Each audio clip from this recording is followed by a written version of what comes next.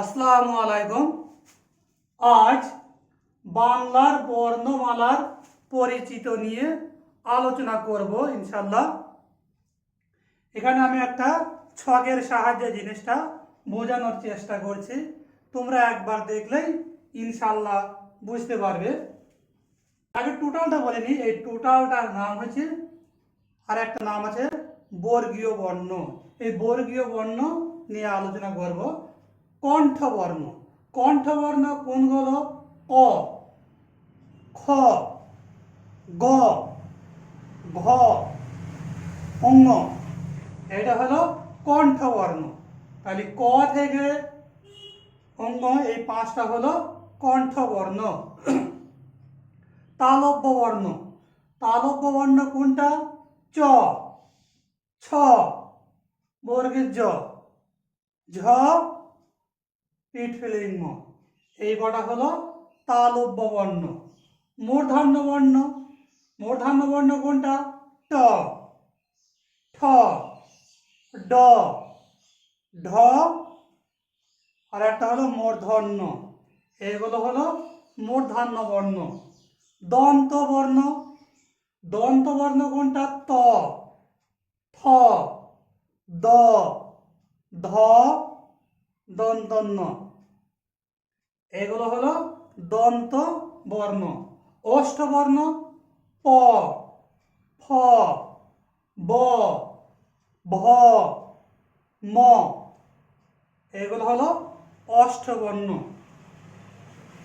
এই জিনিসটা নিয়ে আর একটু বিস্তারিত ব্যাখ্যা করা যাক, যে বাংলার বর্ণমালার পরিচিতি। এই বাংলা বর্ণমালা যেটা আছে বর্গীয় বর্ণ, এটা আমরা দুই ভাগে ভাগ করব।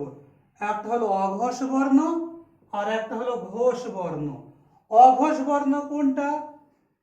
বর্গের প্রথম দুটো অক্ষর, বর্গের যে প্রথম দুটো, এই একটা আর এই একটা, এই দুটোকে বলা হয় অঘোষ বর্ণ। তাহলে অঘোষ বর্ণ কোনটা? ক, চ, ট, ত, প। এগুলো হলো অঘোষ বর্ণ। আর একটা অঘোষ বর্ণ হচ্ছে খ, ছ, ঠ, থ, ফ। এগুলো হলো অঘোষ বর্ণ। তাহলে এক কথায় বলা যায় বর্গের প্রথম এবং দ্বিতীয় অক্ষরকে বলা হয় অঘোষ বর্ণ। ঘোষ বর্ণ কোনটা? যে বর্গের তৃতীয়, চতুর্থ এবং পঞ্চম শেষের তিনটি অক্ষরকে বলা হয় ঘোষ বর্ণ। তাহলে ঘোষ বর্ণ কোনটা?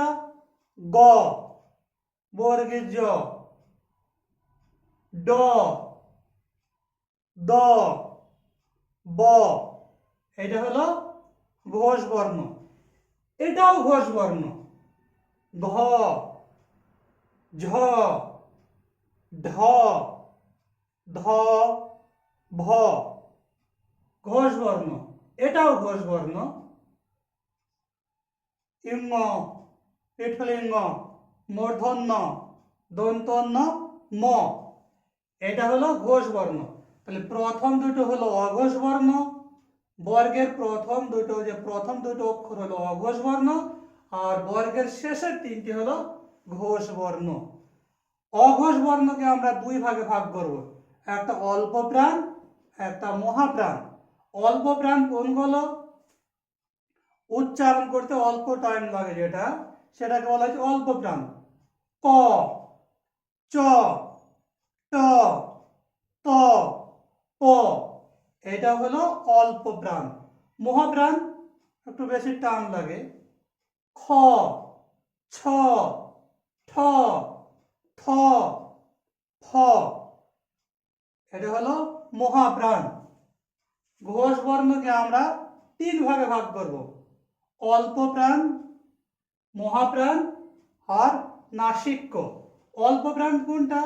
বর্গের তৃতীয়, বর্গের তৃতীয় যেটা আছে, তৃতীয় বর্ণগুলো বা অক্ষরগুলো, সেটা হচ্ছে অল্প প্রাণ। গ, বর্গের জ, ড, দ, ব। মহাপ্রাণ বর্গের চতুর্থ বর্ণটা ঘ, ঝ, ঢ, ধ, ভ, এটা হলো মহাপ্রাণ।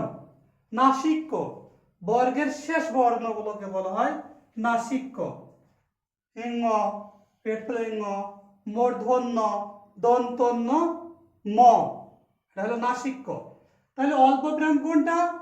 বর্গের প্রথম এবং তৃতীয়, বর্গের প্রথম বর্ণ, বর্গের তৃতীয় বর্ণকে বলা হয় অল্প প্রাণ, আর বর্গের দ্বিতীয় আর বর্গের চতুর্থ বর্ণকে বলা হয় মহাপ্রাণ, আর শেষেরটাকে বলা হয়েছে নাসিক্য, মানে একদম পঞ্চম, বর্গের পঞ্চম বর্ণকে বলা হয়েছে নাসিক্য।